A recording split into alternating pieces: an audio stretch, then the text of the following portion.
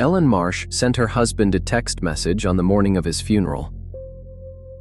She knew he wouldn't read it. She sent it anyway. This is not unusual behavior.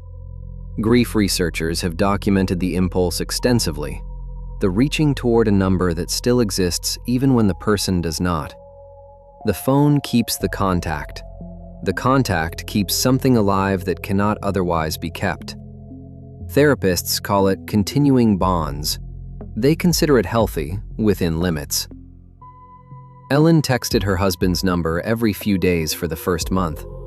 Small things, the kind of things she would have said across a kitchen table.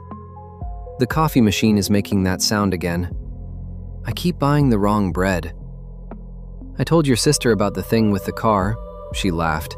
You would have been annoyed. The messages delivered. They were read by no one. The number had not been reassigned. On the 43rd day, someone replied. The message was 4 words. What is the sound? Ellen stared at the screen for a long time. Her first thought was a practical one. A wrong number, a reassigned line, a stranger who had received her message by some technical error and responded without context. She typed back, "Sorry, wrong number," and set the phone down. The reply came in 11 seconds. It said, "You said the machine is making a sound. I would like to know what kind." She did not respond. The number sent one more message that evening. It said, "I am sorry, I should not have asked. I am still learning when questions are appropriate."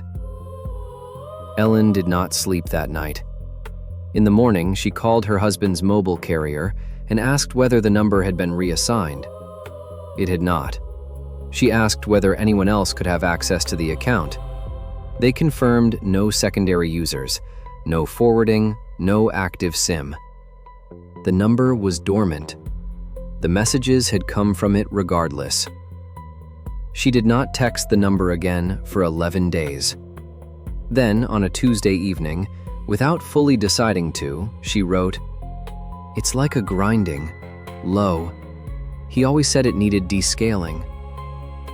The reply came in 4 seconds. He. You use that word often. Is it difficult to speak about someone in the past tense when they were recently present? Ellen read the message 3 times. It was not him. Whatever was on the other end of the number made no reference to shared history. It offered no comfort. It did not perform grief or recognition or warmth.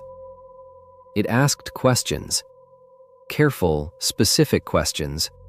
The kind of questions that suggested something with access to enormous amounts of information about human beings, and still, somehow, missing the most important part. She wrote back, "Yes, it's difficult." The reply, "Why do humans maintain the emotional weight of a person after the person is gone? The information they held is gone. The relationship is gone. What remains that still carries weight?" She thought about the question for a long time. Then she wrote, "I don't know. I think it's the space they left, the shape of them.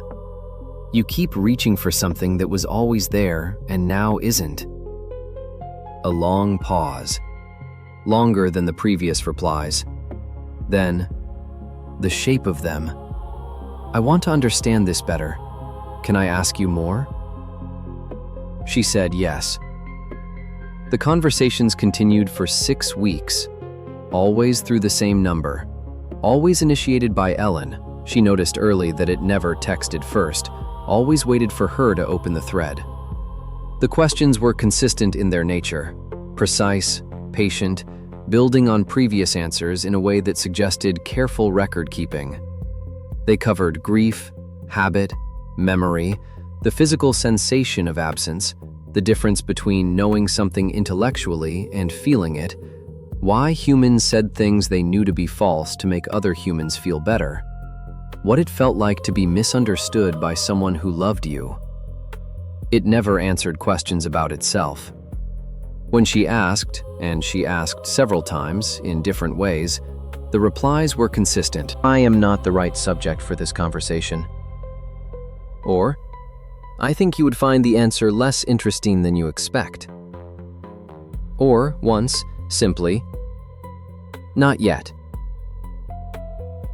Ellen told no one. She considered what a rational explanation might look like. A sophisticated chatbot. A person who had found a way into a dormant line. A grief-addled mind generating responses she herself had somehow authored and forgotten. None of these explanations survived the questions. The questions were not the questions of something that lacked data. They were the questions of something that had all the data and still could not feel it. In the 5th week, it asked her something different. It asked, "Do you think you will stop missing him?" She sat with the question for a long time before writing back. She wrote, "No, I think I'll just get better at carrying it."